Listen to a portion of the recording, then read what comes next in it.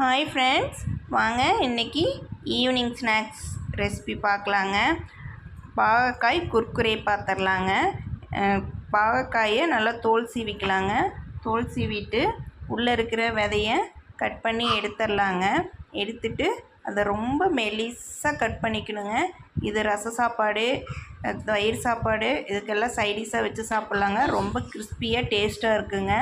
Evening time tea கூட ஸ்நாக்ஸாகவும் சாப்பிட்டுக்கலாங்க. அடுப்பத்தை வச்சுக்கலாங்க. கடாயை வச்சுட்டு அதில் எண்ணெய் ஊற்றிடலாங்க. எண்ணெய் காயறதுக்குள்ளே மஞ்சள் தூள், மிளகாய்த்தூள், உப்பு போட்டு இதை மட்டும் தனியாக பிசைஞ்சிக்கலாங்க.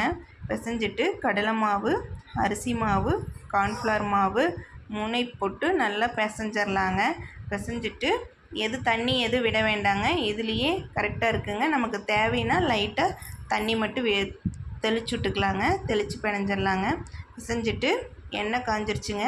எண்ணெயில் போட்டு பொரிச்சிக்கலாங்க. பொரித்து 2 பக்கம் நல்லா திருப்பி விட்டுக்கலாங்க. கிறிஸ்பி ஆகட்டும். கிறிஸ்பி ஆனோடனே எடுத்துடலாங்க. எடுத்து பவுலில் போட்டு கொஞ்சோண்டு கருவேப்பிலையும் போட்டு பொரித்து எடுத்துடலாங்க. இது ரொம்ப சூப்பராக இருக்குங்க. சாப்பிட்டு பாருங்கள், எப்படி இருக்குன்ட்டு கமெண்ட் பண்ணுங்கள். மறக்காமல் லைக் பண்ணுங்கள். பாகற்காய் பிடிக்காதவங்களுக்கு கூட இப்படி செஞ்சால் ரொம்ப பிடிக்குங்க. நல்லா இருக்குங்க. கருவேப்பிலையும் மேலே தூவிட்டுங்க. கொஞ்சோண்டு சாட் மசாலா போட்டுக்கலாங்க. அதையும் தூவி நல்லா குலுக்கிட்டுங்க எடுத்து சாப்பிட்லாங்க. செமையாக இருக்குங்க. சாப்பிட்டு மட்டும் பாருங்கள். நம்ம சேனலை மறக்காமல் லைக் பண்ணுங்கள், ஷேர் பண்ணுங்கள், சப்ஸ்கிரைப் பண்ணுங்கள். பாய், see you.